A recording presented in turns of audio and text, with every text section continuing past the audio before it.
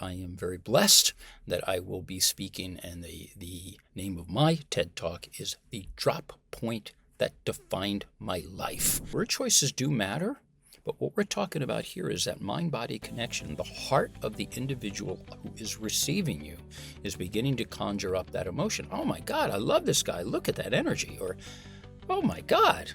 Your mind is searching for the pattern to make sense, and 60% of the time that you're communicating, here's more data, we only get 25% of it right. We are not present in our conversations because we're so distracted. And I'm not blaming the phone. I'm asking whoever's listening to this to hold yourself accountable to put that phone away. Don't blame it. Nobody to blame. It's accountability. That's first. Second, we're talking too fast. You're listening to the Transformed with Data podcast with Graeme Crawford, CEO of Crawford Macmillan. Graeme is here to share something he's genuinely passionate about. He's going to show you how data can completely change the outcome for both people and businesses. In each episode, he sits down with real people who've done incredible things with data. But don't worry, these aren't your typical dry case studies. Graeme and his guests bring you stories about leaders and innovators who saw something in their data that sparked a brand new reality. These are changes that tore through entire industries, upended company cultures, and sometimes even changed lives. So whether you're a data enthusiast or just curious about how to find the truth in your data, join Graeme as he discovers how data becomes more than just numbers. It becomes the spark that ignites real, meaningful change. Let's get started. Thanks for listening. Most executives think public speaking is about charisma. Chuck Garcia thinks it's about data. Cameras don't just capture performance, they reveal micro-behaviors. Transcripts don't just record words, they surface filler counts and predict credibility. And self-reports, they're often just bias signals until you pair them with hard feedback loops. And Chuck knows this better than most. After 25 years on Wall Street, including 14 years at Bloomberg, where milliseconds and accuracy gates shaped culture, he now coaches Fortune 500 leaders on communication, emotional intelligence, and executive presence. He's the founder of Climb Leadership International, a professor at Columbia Engineering, and an author of A Climb to the Top and his new book, The Moment That Defines Your Life. In today's conversation, we'll unpack how Chuck uses assessments, video scoring, and even stress test protocols to quantify what most people call soft skills, and why treating leadership like a data set might just be the unlock for your own growth. Let's dive in. Here's Chuck Garcia. Welcome, Chuck. Great to have you. Graeme, thank you for having me. It's always a pleasure to collaborate with you. Likewise, sir. Likewise. And, it's an exciting time for you. We were just talking before you joined. I hear you're about to make your TED debut in a couple of weeks here. I am. I'm very fortunate that I have coached many people for the TED stage. I coach a lot of executive for public speaking, but TED has that certain something, that certain specialty. And the other times that I was eligible for the TED stage didn't work out. The stars didn't align. However, I am guest lecturing at Luxembourg School of Business. And the day after my guest lecture, they organized a TED event in which they took 8 speakers, and they asked 2 of those speakers to come from the non-Luxembourg community.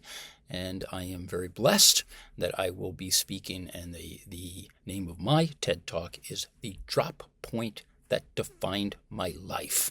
And I talk about sometimes just small events, at least seemingly events that you think don't have an impact. When you chew on them long enough and you figure out something is bigger here, I talk about my drop point, which is a sudden, an unexpected event, and how my life transformed as a result of one small incident.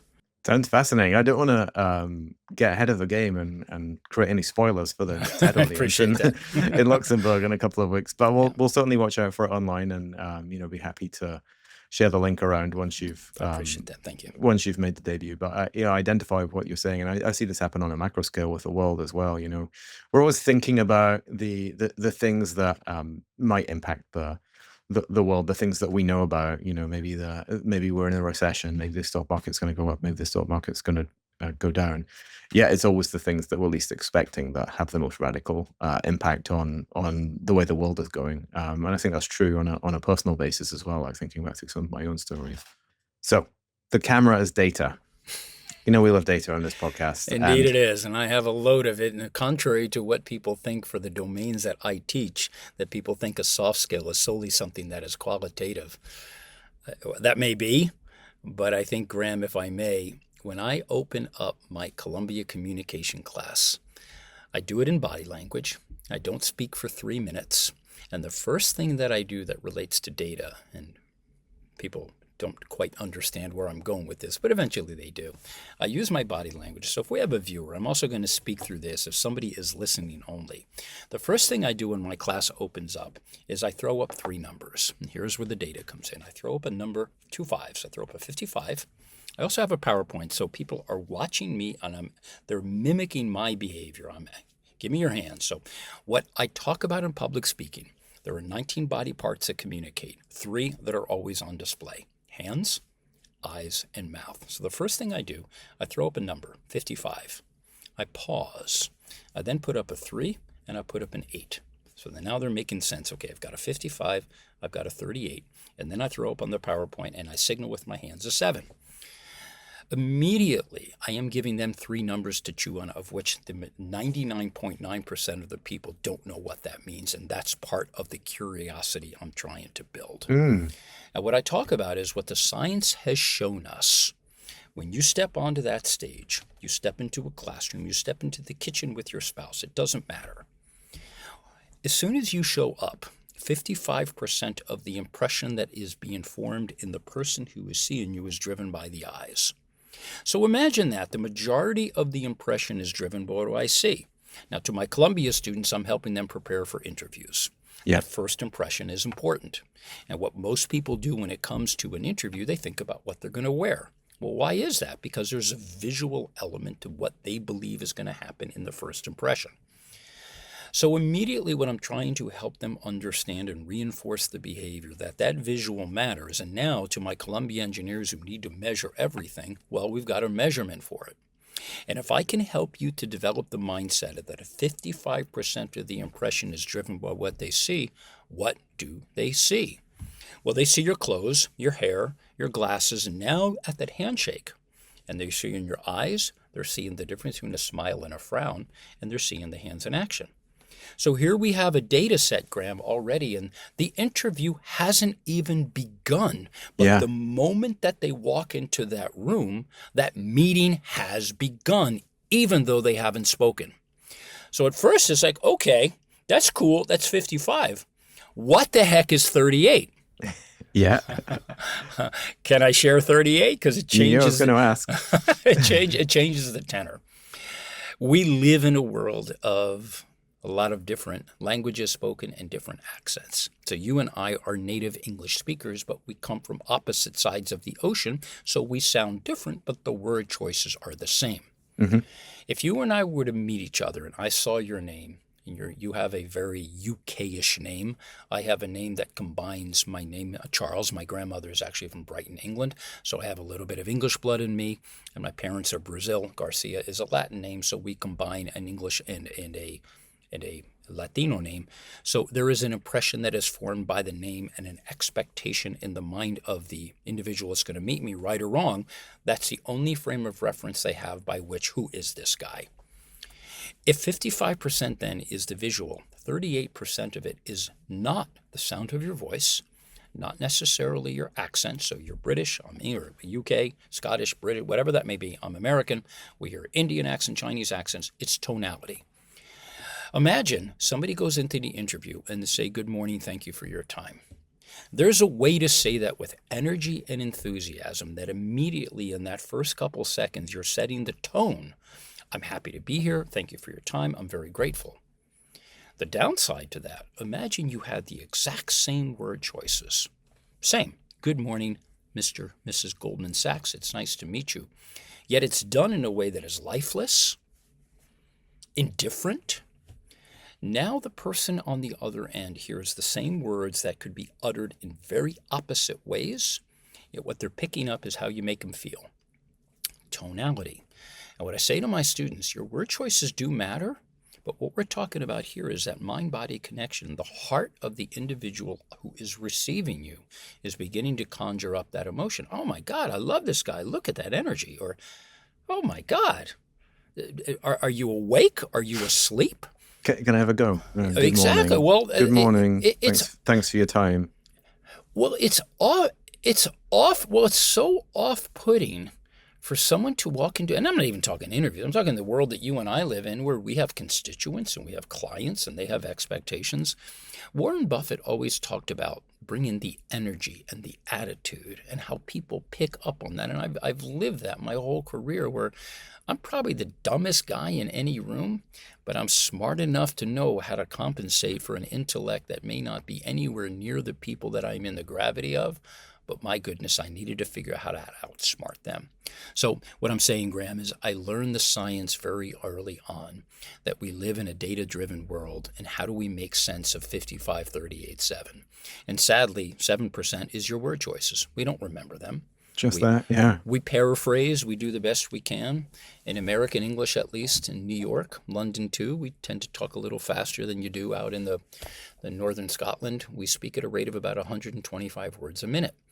So if I were to ask you, given that we're recording on this program, we can always play it back, but in the absence of a recording, I've asked you to tell me, Graeme, what did I say in this last 60 seconds?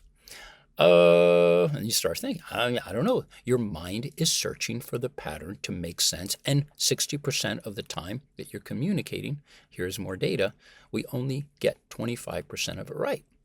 So it's just this interesting thing in teaching soft skills where, to your point, which is why I love the theme of your program, we can bring science and we can bring math, not anything complex, just arithmetic and fractions, to a world of leadership competencies. Who knew? Yeah, 55-38-7. See, I did remember. Very good. You remember that. That's my 25%. Good point. And many more as well. What I was doing was actually mentally practicing different ways of saying, "Good morning, thanks for your time." "Good morning, thanks for your time."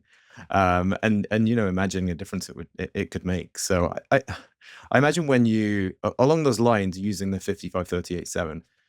When you're working with clients, I imagine you record people, right? And as you just said, we can always watch back, record and watch back. What are some of the things that non-verbal signals or verbal signals, whatever they might be, that people most often miss or don't see about themselves? Yeah, well, there's two. Let me take the verbal first. And it is, well, let me put the verbal or communication into context. There are three barriers that I have come to conclude over the course of time for training people. And I've worked for 35 companies in my business called Climb Leadership. The first thing is people are not present in the conversations in this day and age. Now, I'm not blaming a generation. It's an era that we live in, where I lived in a world where I didn't know what it was like to have a phone in my hand all the time. Mm-hmm. My kids tell me that all the time. Right. You don't understand. Well, yeah, thank you guys. Yeah, I don't understand. We'll talk about that when you're an adult and you have children. You also don't understand. But I appreciate we have a perspective that I knew prior to the internet. When I met a friend and I showed up at a cafe, it was just me and him or her. That's all we got. We had nothing else. And the first barrier of communication is we are not present in our conversations because we're so distracted. And I'm not blaming the phone. I'm asking whoever's listening to this to hold yourself accountable to put that phone away. Don't blame it. Nobody to blame. It's accountability. That's first. Second, we're talking too fast. We're saying too much, and we're doing it with an avalanche of information. Here's the third one. This is where people don't see themselves. I'm going to say a couple words, and some of them are going to be utter nonsense. They're called filler words and verbal crutches. Like, Graeme, I was thinking, and they speak in a mountain of filler words and verbal crutches. And like, and I'm going to give like a little bit more heft here. It is extraordinary how much people speak. I think if we brought William Shakespeare back to life, I wonder what he would say. What has happened? These are not the plays that I wrote. What happened to you people? So the first thing, non-verbally, I'll summarize.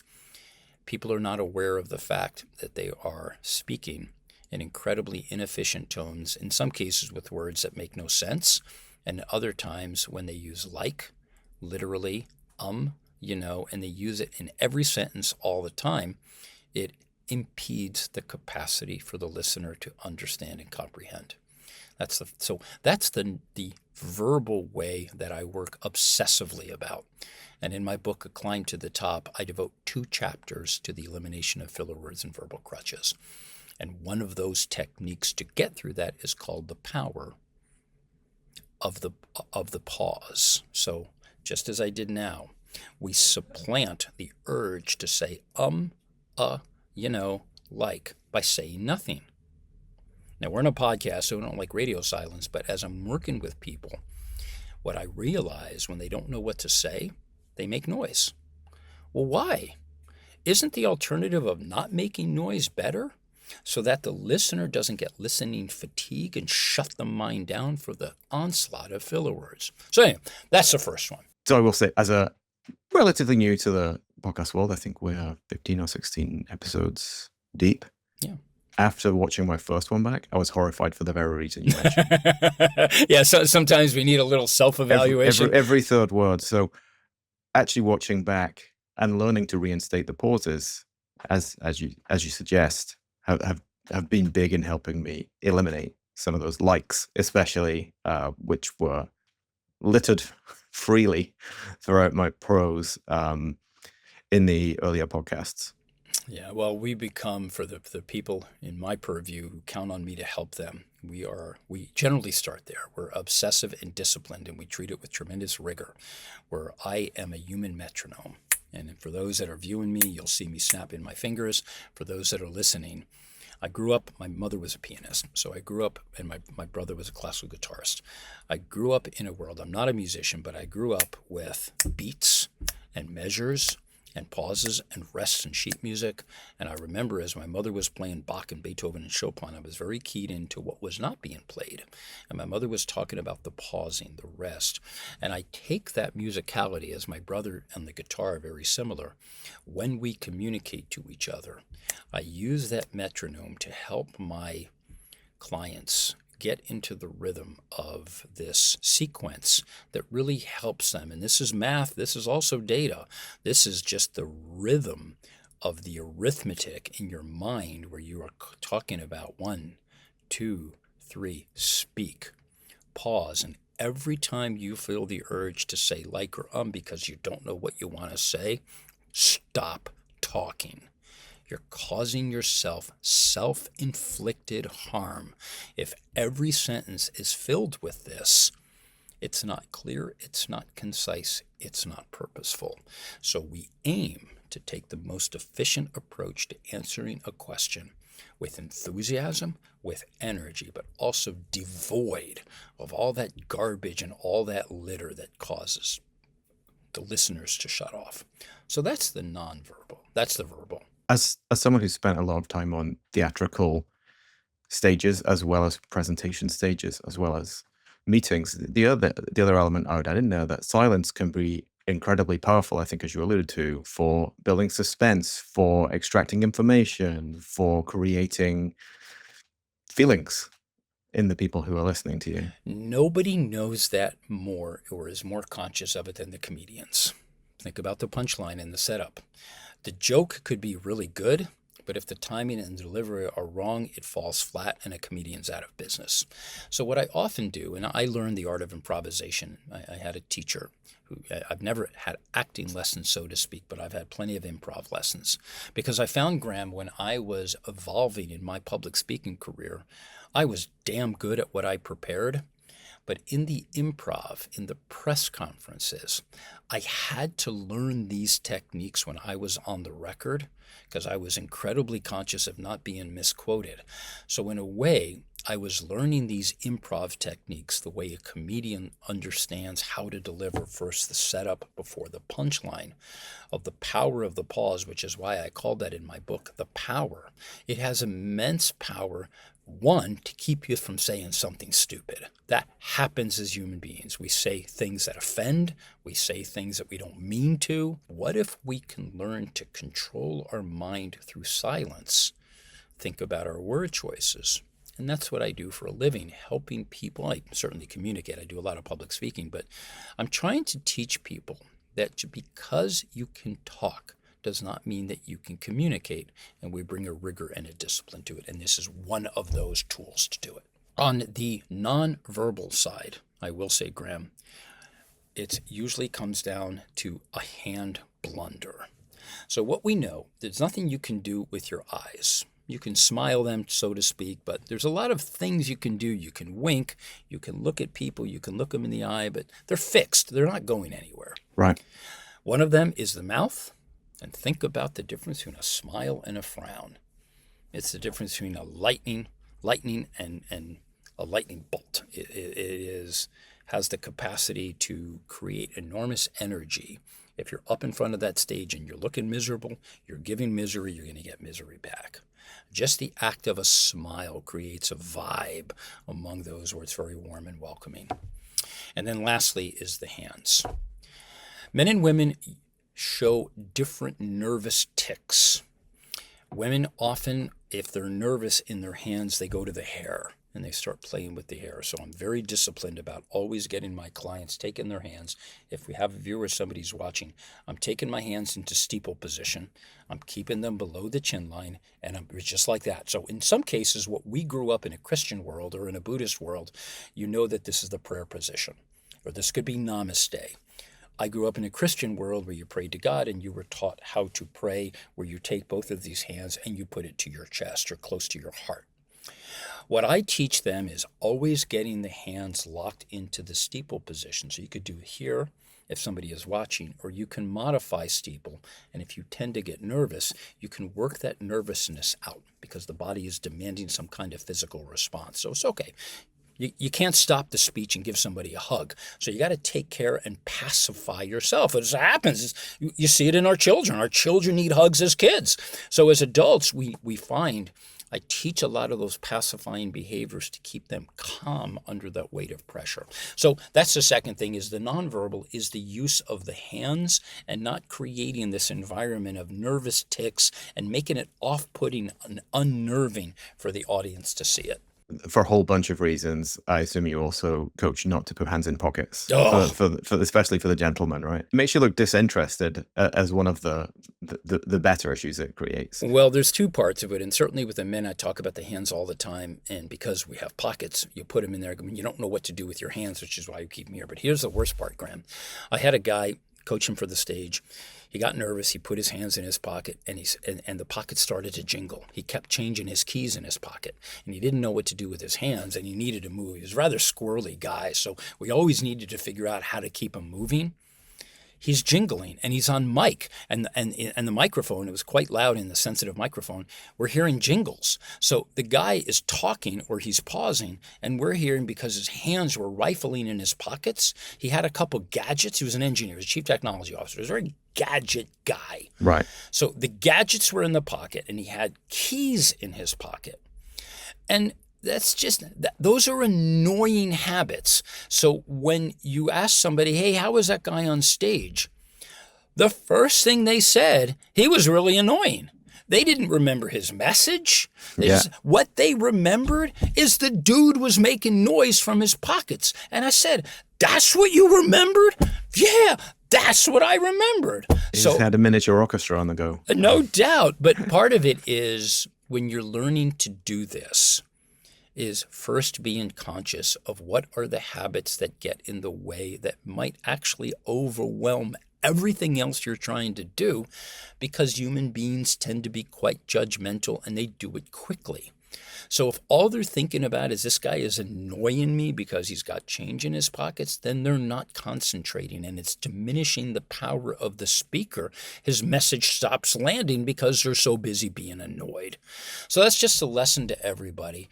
Button up the capacity. If you've got bad habits, work on getting them right before you start anything else, because if you don't get them right, you're going to diminish everything else. The other one I've seen is the aimless wandering, or the walking in little tight circles on the stage. I also know it, again, from my past on the performance stage, a deliberate walk to a certain point accompanied by silence can be an incredibly powerful tool. A wandering, aimless walk on the spot, it's quite the opposite, right? Spot on. There are times we choreograph, we're very disciplined. Certainly I am when I'm on stage. I know every move that's going to be made. I never leave it to chance when I'm working with someone and the stakes are high. So another lesson for anyone who's listening, don't leave it to chance. Don't wing it. Be very clear about how you're going to show up, where you're going to be, where you're going to step on that stage, what the boundaries are as to where you're going to move, whether it's circular or you're going to go in a box. You definitely should move. But my point to everyone, first, don't get behind a podium or do not get behind a barrier ever. Get yourself a lavalier microphone. Don't you even use a handheld. You want to use your hands in a very natural way. Get close to the lip of the stage. Sometimes, Graeme, I've been on panels, and the panel is set up, and the chairs are set up waiting for me and whoever's going to interview me. And the chairs are 100 miles toward the back of the stage. And the first thing I tell them, this is not going to fly. I move them very close because I'm trying to create that coffee chat, that very intimate surrounding. So I will insist, if somebody's going to interview me on stage and you want to do that format, it's okay. No handhelds. Get me a lav. Get the chairs back close to the lip of the stage. If the stage is really high, I'm not crazy about it because I don't like to look down at my audience. You do need a little elevation. Yeah. But this is just another technique, Graeme, where let's get back to the data of 55-38-7. The first impression, 55% of the impression is formed in the eyes, but the speed of that impression, an important data point, is 250 milliseconds. Somebody is making up their mind very quickly. The blink of an eye is 400 milliseconds. Me making up my mind, if I want to stay with you, I can do it in an instant, and I can just shut down faster than the blink of an eye, not listening to you. So what I'm very conscious of is, how quick is the first impression? The science tells us 1/4 of a second. 3 things happen in the first impression. Is this guy competent? Is this guy likable? Her, him, whoever it is. And can I trust what they're saying? You don't know. You have no other evidence by which you can make that assessment. So we have to do the best we can to get to truthfulness, credibility. And you got 7 seconds. From 250 milliseconds up to the 7 second. There's a decision point. The power of the hook. And actually, I scroll back up to the beginning of my intro. I'm very deliberate about these, how I started the podcast. And I don't know if you recall what I said, or I opened with, but it was, most executives think public speaking is about charisma. Chuck Garcia doesn't. It's about data. Yeah, I loved your opening. In fact, you are delivering the unexpected, because I don't talk about data in an obvious way, but it's what I lead with. I have to, particularly my engineering or chief technology and operations officers tend to be engineering, or even chief financial officers. They're very empirically driven. Everything's got to be measured, and to help them understand the proportion of something I'm trying to teach, 55-38-7 is a starting point. It's an ending point, and I carry it I carry it throughout every piece of conversation they're having. Second thing I carry, another piece of data, is 60-25. 60% of our time is spent collaborating, 25% is understood. So the reason I point that data out, Graeme, is we're trying to close the gap between what is spoken and what is understood, and we're trying to maximize. That 25 is a sad number. I hope if we have a good listener, someone who speaks well and has a good dialogue, maybe we can get to 25, closer to 60. We're never going to get it to 60. I don't think that's possible. Just we have too many things on our mind. But if we're conscious of, we are dialed into the discussion, I am listening and I am seeing you, I hear you, I understand you. I don't have my phone.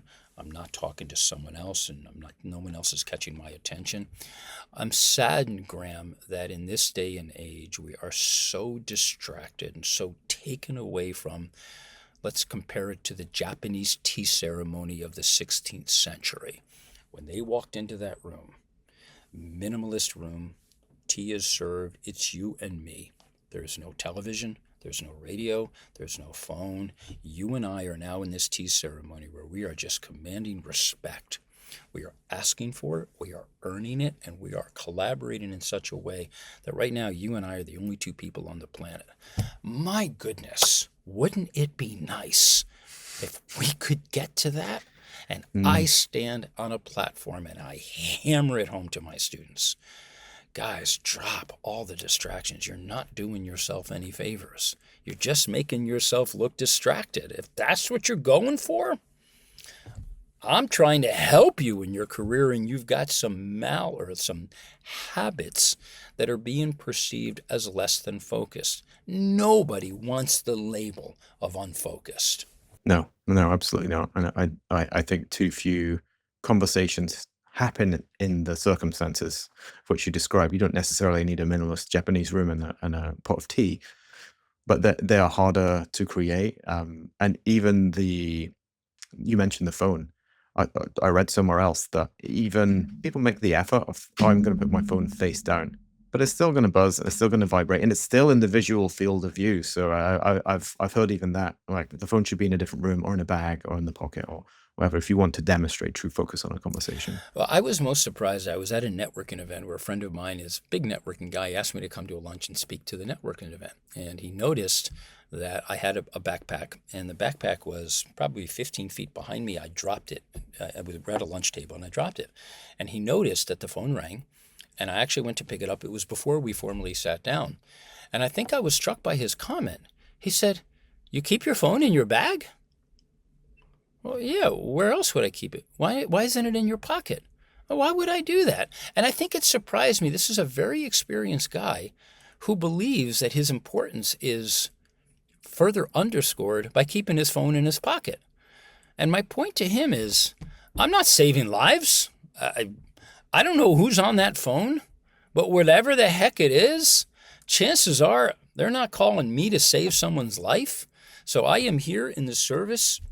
His name was Adam, and Adam, I'm here in the service of your thing. The worst thing that I can do is bring that phone with me.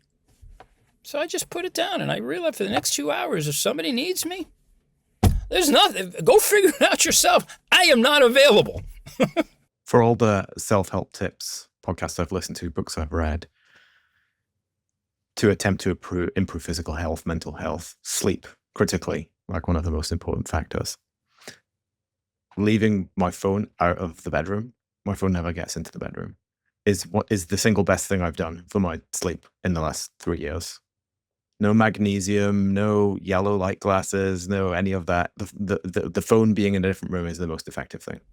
I'm going to say something not because I'm a genius or because I mean to brag, but whenever I got my phone in the early 90s, I have never, and I will say that never underscore, I have never brought my phone into my bedroom. And it's not that, hey, look at me, I'm taking my phone out. There's a time and a place for that. That's not one of them. And I think the worst thing that we can do in the dopamine hits that we're looking for, I'm really glad I sleep well because I travel a lot, my days are long. And I say that not to wear that as a badge of honor. That's the last thing I'm saying. I need that out of my gravity often. I don't want it to be a part of me. I don't want it affecting my sleep.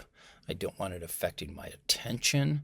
And I'm not going to succumb to what the rest of the world does. And I'm not that important that I have to have the thing strapped to me. My closest friends are doctors. They are saving lives. I totally get it. That makes sense. Every phone call is a life at stake. That's not what I do for a living. There's no immediacy to it. So I have to keep that in perspective and recognize I have a certain standard that people expect from me when I walk into a room. And anything that detracts from that mission is an impediment of my brand, and I'm not going to let that happen because I need to lead by example. So I think you and I share that commonality in that we are trying to live healthy lives, productive lives. We have children, we have clients, and we lead by example. And it saddens me to see people who wear that phone as a badge of honor to think that the world cannot get by without them. I just don't take myself that seriously, although I work very hard at what I do. I don't know why we succumb to that bad habit in a world where it's just not that difficult to not bring it with you. I have a 13-year-old in my house that does it. And he's definitely not saving any lives. Oh, yeah.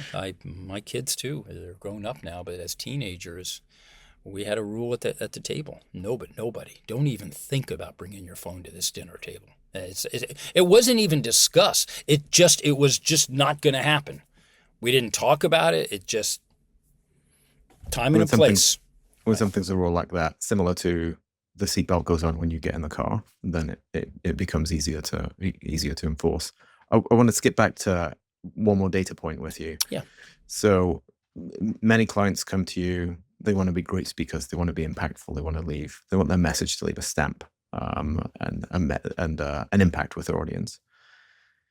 As people come to you with blank slates, what's the one thing that you observe, which is the best indicator for someone who's likely to be able to get it quickly or become successful in the art of public speaking most quickly? Yeah, without a doubt, it's a common thread. I work, Graeme, with a lot of people who bring with them perfectionist tendencies.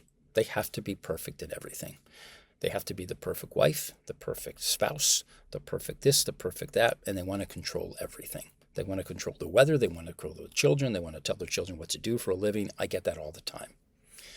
When I know it's going to work, even if they have those perfectionist tendencies, they are forgiving themselves for making mistakes.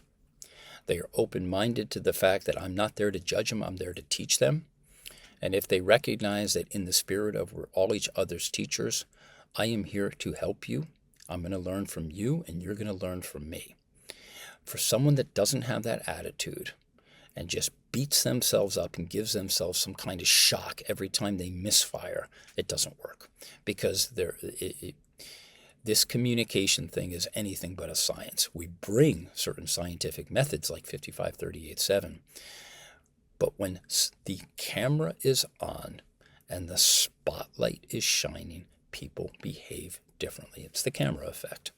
And so I immediately have to figure out if they stay locked in the perfectionist tendency, it will impede their ability to do what our mission is trying to get to. So the lesson here, Graeme, to everybody, forgive yourself for being human. It's okay. It's okay to make mistakes. In fact, I want them to make them in front of me. There's nothing at stake. I'm preparing them often for very big events where they don't have the luxury of getting it wrong. So don't be afraid to screw it up. Try something, fail, try it. It's what actors do. You don't know when you're building a scene in improv if it's going to be any good. So you approach it with it's a no judgment zone. And you encourage the people with you to screw it up. That's how greatness happens. We work on it, and that's the best thing I can impart. Don't be afraid to make mistakes. Be afraid of not learning from that mistake. Yeah, that's great. Thank you for sharing it. You're welcome. I had the privilege once of being coached by somebody who coaches TED speakers for a talk, and went through the process that likely you're going through now, that likely you lead your students through, of drilling the talk over and over and over and over again. So it's committed almost to muscle memory. You mentioned before, you plan out every move around the stage. And one of the most powerful things that I took away from that was it actually eased the pressure, because if the slides break, I don't need them.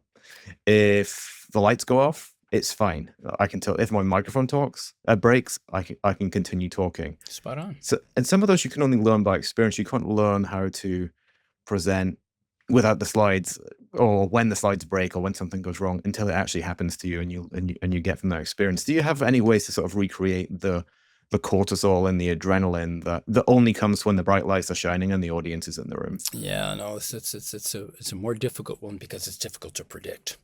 You don't know, no matter who you are training, what's going to happen in that adverse moment. And I think that's part of the human condition. It's part of what makes me, what I do for a living, so much fun and so fulfilling, because what we know is what you're describing, despite the memorized 14-minute thing. You've done it for 10,000 hours. Anything could go wrong if you lose your place, and it is incredibly awkward, and that 5 seconds feels like five hours. So the only thing I can say, we tend to look at public speaking, let's assume there's no slides, as this very long thing. And if you look at it as one big, long Magna Carta document filled with all these things, that is overwhelming. I never look at it that way. I help them to understand that a speech is something that is modular. There's a beginning, there's a middle, there's an end. We don't think of it as this endless string of information. We think of it in small pieces, and that we pick up like an actor memorizing the lines. Hey, give me the line. What was that line? And then you put yourself, the actors put themselves in the method into that scene. But even if they're on a green screen, you're in a living room or you're hanging from a cliff, you got to put your head there. So I don't know if it's any magic, but what I do is we treat every speech as a series of small pieces. So we know each module has a spark to where we begin thematically, where we're in that speech. So in my case, I'm going to open up my TED Talk with carabiners are used to connect one object to another. While this subtle sound, and I'll have the sound of a carabiner, may seem insignificant to you, in one moment it did something profound to me. And I'll click the carabiner, it defined my life. When I wrote this, so to speak, I laid it all down. I did it in small pieces. I worked on small pieces, and then I put one piece together with the second piece. There was no third piece. I only have two pieces. Then I got the third piece, and that's all we have. We have nothing else. We're right here. We are not moving on until these three pieces you're good with. Then we add the fourth. This is incremental. It's how we climb a mountain. It's how we build a speech. Small steps get you to the summit. Where people fail, Graeme, is they take this big, long thing and it's completely overwhelming and they think there's a shortcut to the summit of the mountain. Mm-hmm. Unless you're a genius with perfect recall, I'm not. Not many out there, I guess. Right. I guess it's possible. I've not had one like that. But to everyone who has something to do like that, you're on a mountain. Take a step at a time. You can't do it alone. Get some help. And take your time and be patient. There's going to be bad weather. You're going to fall through a crevasse. You're going to get hit by a rainstorm. That's forgetting your lines. Oh my God, what do I do now? I just think we look at it as this big gargantuan thing and it's intimidating. It doesn't have to be that. Slow, steady beats. That's where 10,000 hour comes in. Little bit at a time, little bit at a time, little bit at a time. Before you know it, it's seamless. You get up on that stage. It's like singing a song you've sung in the shower for 30 years. I know every Beatles song because I sing them in the shower all the time. Sounds like a way to have a great day. Go through the whole Beatles catalogue. Again, pulling from my acting experience, I remember the first musical theatre show I was in. And I went through the script and I highlighted all the lines that were mine and had that same feeling you describe of intimidation. This is so much to remember. How will I do it? And yet, 5 weeks of rehearsal later, 3 times a week, not only did I know my lines, but I knew everybody else's lines. That's right. You can play the other part. Because they don't tell you at the start that unless you know everybody else's lines and what they're doing, like knowing your lines in isolation isn't really that much use. So, as a member of the company, but I'm glad they don't initiate people that way. Of like, you're going to have to learn this entire book off by heart, because it may put some wonderful people off. Well, we've seen actors. Some of my friends who are actors, they halfway through the play, or let's just say 6 weeks in, they're having fun. They just switch roles. They're as good at the other role as they are. They're on, and boom. That's beautiful. That means you're in the moment. You know yours. You know the others. You know the beats. You know their timing. That's the beauty of it. You just get that rhythm with your mates. When you, particularly not in improv, but when you're in a scripted play, that timing is critical. And if you've done Hamlet 500 times, you have to make Hamlet feel like it's the first time you've done it. That's not easy to do, but when you command the small pieces that sum up to the soliloquy, you don't even think about it. It's just seamless. You show up to be or not to be, and you just let it go. That is the question. I remember I was in Beauty and the Beast. I played LeFou, playing opposite Gaston. LeFou. I love LeFou. Gaston character. Yeah, cool. Wonderful time. And the best guidance we got, I think it was the dress rehearsal or the tech rehearsal, that the director came to us, and I think it was a little flat and a little too rehearsed. And she said to us both, listen, I want you to go out there this week and try and upstage each other every night. And that will work wonders. And of course we did. And things were changed around and things were done with a little too much vigor at times. But because we both knew the narrative and knew how we interwove with each other, we could comfortably react to whatever happened, because we knew the overall arc. We knew where things were going. We knew the purpose of every line and how it formed part of each line is a brick that forms the wall of the story. And you know where to place them. You bring the brick, you build a cathedral. And I love that mindset, particularly with LeFou and Gaston. No one smells like Gaston. No one runs like Gaston. And LeFou played such a part in just goosing up that character.